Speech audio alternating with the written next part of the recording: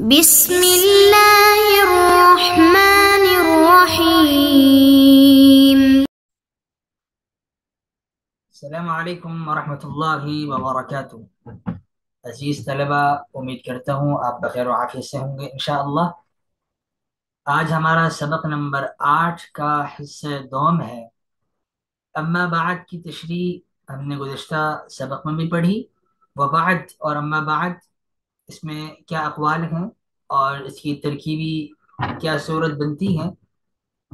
وبعد فإن مبنى علم الشرائع، وبعد میں ہم نے یہ بھی دیکھا تھا کہ اس میں علماء نے کتنی روایات نقل کی ہیں، اس کا استعمال کرنا مستحب ہے یا سنت ہے، اور یہ خطباء، علماء، مصنفین اپنے خطبوں میں، تصانیف میں اس کو برابر استعمال کرتے رہے ہیں۔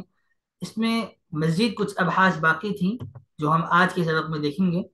سب سے پہلے تو ایک سب بحث وہی ہے جو ہم یہاں پر اس کی اہمیت کی وجہ سے اس کو دوبارہ خلاصتاً ذکر کر رہے ہیں کہ وبعد یہ اس میں ظرف ہے جو کہ مبنی بر ضمہ ہے، اور وہ مبنی بر ضمہ مبنی تب ہوتا ہے اس میں ظرف جب وہ مضاف ہو رہا ہو اور مضاف الیہ یہاں لفظوں میں مذکور نہ ہو، الفاظ میں یہاں پر مضاف الیہ نہ ہو، البتہ اس مضاف الیہ کا منویاً معنی ہو، یعنی نیت کی گئی ہو، اس کے معنی کا ارادہ کیا گیا ہو۔ یہاں پر مضاف الیہ کیا ہے؟ بعد الحمد والصلاۃ، چونکہ مصنف علیہ الرحمہ نے الحمدللہ اور والصلاۃ علی نبیہ یہ خطبہ آپ نے شروع میں ذکر فرما دیا کلام سابق میں، اب وبعد الحمد والصلاۃ آپ کے کلام لاحق آئے گا۔ اعتراض یہاں پر یہ وارد ہوتا ہے کہ کلام سابق جو ہے وہ تو انشاء حمد ہے، الحمد اور الصلاۃ علی نبیہ، تو الصلاۃ علی نبیہ یعنی آپ علیہ الصلاۃ والسلام پر رحمت نازل فرما دعا ہو گئی، اور یہ انشاء ہے، خبر کی قبیل سے تو نہیں ہے، ٹھیک ہے۔ اور الحمد میں بھی آپ اللہ سبحانہ و تعالی کی تعریف بیان کرتے ہیں، اللہ سبحانہ و تعالی کی حمد و ثنا اور پاکی بزرگی بیان کرتے ہیں، لہذا ان دونوں میں انشاء کا پہلو ہے، اس میں خبر کا پہلو نہیں ہے۔ کلام سابق انشائیہ ہوا اور کلام لاحق و اخبار کی قبیل سے ہیں۔ اخبار کا انشاء پر عطف کرنا گو کہ درست ہے، صحیح ہے، لیکن غیر فصیح ہے۔ یہ فصیح عمل نہیں ہے کہ اخبار کو انشاء پر، جملے انشائیہ پر ہم معطوف کر دیں، یہ غیر فصیح ہے۔ اس کے جوابات کیا ہو سکتے ہیں؟ جواب نمبر 1 یہ دیا گیا کہ اخبار کا انشاء پر عطف اگرچہ غیر فصیح ہے، آپ کی نظر میں، ہماری نظر میں یہ غیر فصیح نہیں ہے، ہم اس کو تسلیم نہیں کرتے۔ ہماری نظر میں یہ فصیح ہی ہے کہ ایک اخبار کی قبیل سے ہو اور معطوف علی انشاء کی قبیل سے ہو، تو معطوف گو کے اخبار ہو، اس کو ہم معطوف علی انشاء پر معطوف کر سکتے ہیں، اس کا عطف غیر فصیح نہیں ہے۔ ایک جواب یہ دیا گیا۔ جواب نمبر 2 یہ ہے کہ جس طریقے سے معطوف علی یہ انشاء حمد و صلاۃ انشائیہ ہیں، تو ہم معطوف کو اخبار کی قبیل سے نہیں مانتے۔ فإن مبنى علم الشرائع جو جملہ ہے اس کو ہم اخبار کی قبیل سے نہیں مانتے، بلکہ معطوف بھی یہاں انشاء علم ہے، یعنی جملہ انشائیہ ہے، لہذا انشاء کا انشاء پر عطف کرنا درست ہوا۔ جواب نمبر 2 اور اگلا جواب نمبر 3 یہ دونوں ایک دوسرے کے برعکس ہیں۔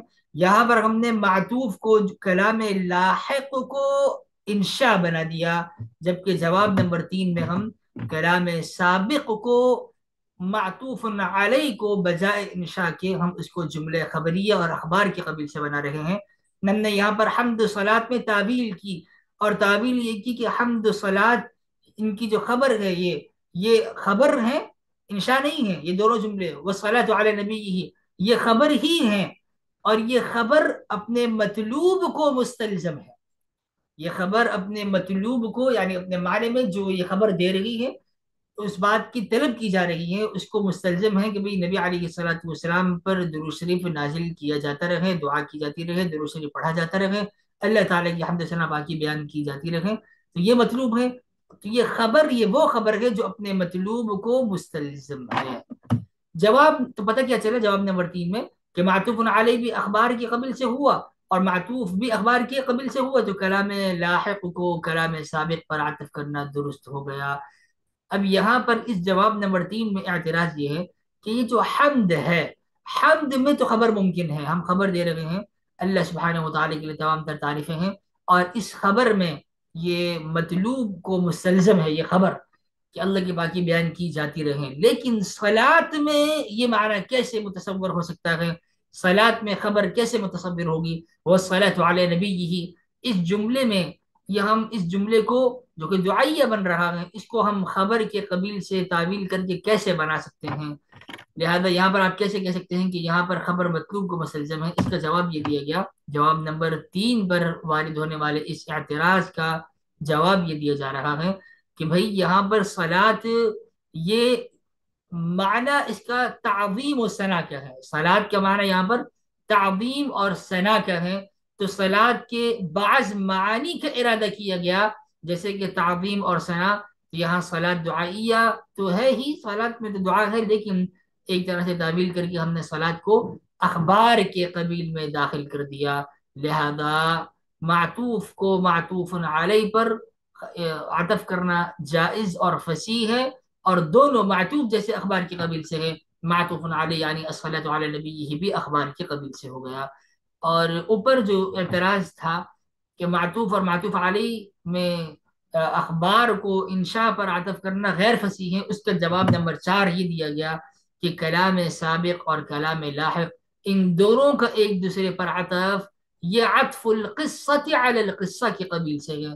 یہ القصہ علی القصہ کیا ہوتا ہے کہ معطوف علیہ میں بہت سارے جملے ہیں، مجموع جمل مذکورہ لغرض، اور ان تمام جملوں کی مراد، ان تمام جملوں کا ہدف اور مطلوب کچھ اور ہیں، اور معطوف میں بھی بہت سارے جملے ہیں علی القصہ، یہ معطوف علی ہو گیا۔ عطف القصہ یعنی معطوف کو معطوف علی پر، قصے کو قصے پر عطف کرنا، تو دونوں میں جملے ہیں، جملوں کے مجموعے ہیں، معطوف کے جملوں کا مجموعہ کچھ اور غرض ہے، معطوف علی کے جملوں کا مجموعہ مراد ان کی کچھ اور ہے، تو یہ عطف القصہ علی القصہ کی قبیل سے ہے کہ ایک جملوں کو، ان کے جملوں کی جماعت کو، مجموع الجمل کو جو کہ کسی اور غرض سے لائے گئے ہوں، انہیں معطوف کرنا ایسے مجموعہ جملوں پر جن کی غرض کچھ اور ہو، لہذا یہ عطف القصہ علی القصہ کی قبیل سے ہے۔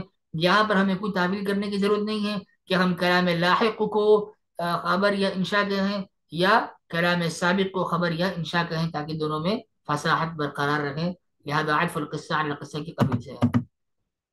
اب یہاں سوال یہ ہے کہ اما بعد استعمال کن طریقوں سے ہوتا ہے؟ اس کے استعمال کے کتنے طریقے ہیں؟ کیسے لکھا اور پڑھا اور بولا جاتا ہے؟ ایک تو قول یہ کہ اما بعد ہی لکھا جاتا ہے، اما بعد، ٹھیک ہے، حمزہ قطعی آتا ہے اوپر، اما بعد۔